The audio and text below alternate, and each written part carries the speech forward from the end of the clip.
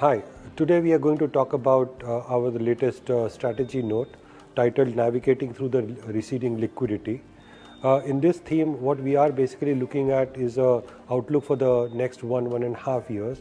The key theme that we are highlighting here is that in the context of weak earnings, low economic growth and macro conditions which are still pretty fragile, we think that the demand support could come from higher public spending, and that should reflect in larger capital outlay and revenue expenditure of the government. And as a result of that, we expect a certain multiplier effects to pan out over the next 12 to 18 months. Resulting from this, what we expect is that demand for credit and liquidity will actually increase going forward. On the other side, we do expect that from a global standpoint, the generation of primary liquidity with the RBI could actually recede. That in combination with a higher demand for liquidity will translate into tightening liquidity in the domestic system.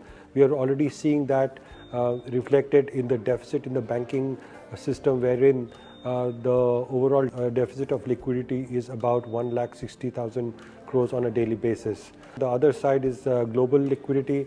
We think that the decrease in the commodity prices and also certain normalization in the US Fed rate will translate into normalization of global liquidity as well. So these are the key themes that will pan out from a market standpoint over the next 1.5 years. How does it pan out in terms of the implications for the macroeconomy and also for the markets and sectors?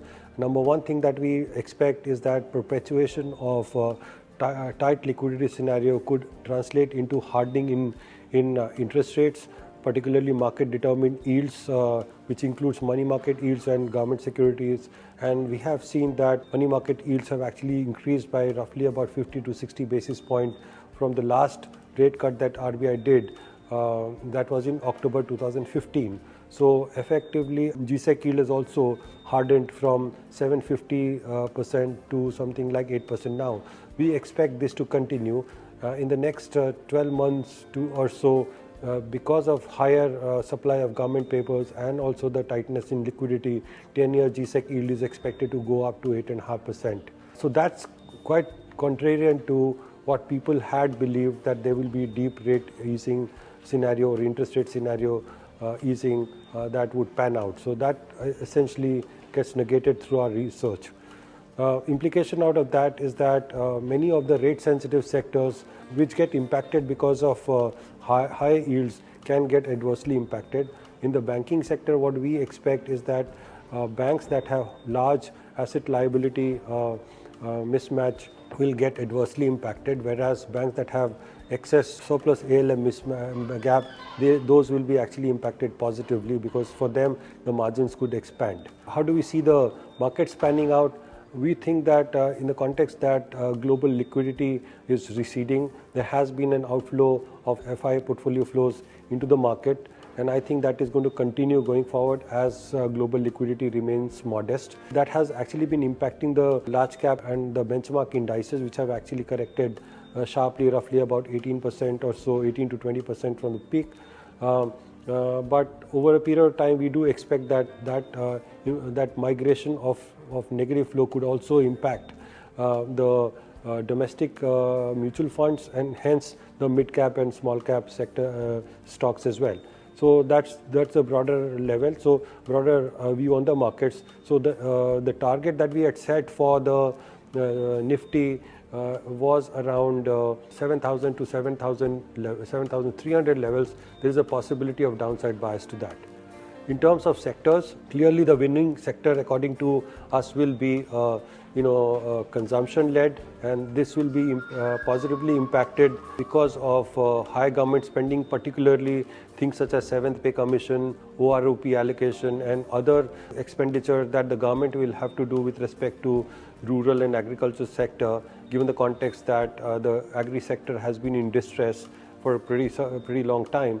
And there are some 7 state elections that are due in the next 8 to 12 months time. So there will be a sort of a higher impetus coming by way of government consumption expenditure. So clearly what we would like to play is more urban consumption themes, and depending on how the budget pans out, we will also look at possible themes for rural as well.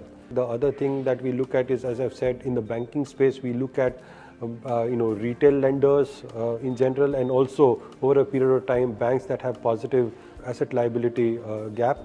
We believe that rupee will continue to weaken. Our interim target has been 68.70. We think that in next 12 months it could actually breach that as well. So that's a positive spillover for a lot of export oriented sectors. Pharma and select IT names we like. Apart from that, autos can be positively impacted because of the positive urban flavor that we are running.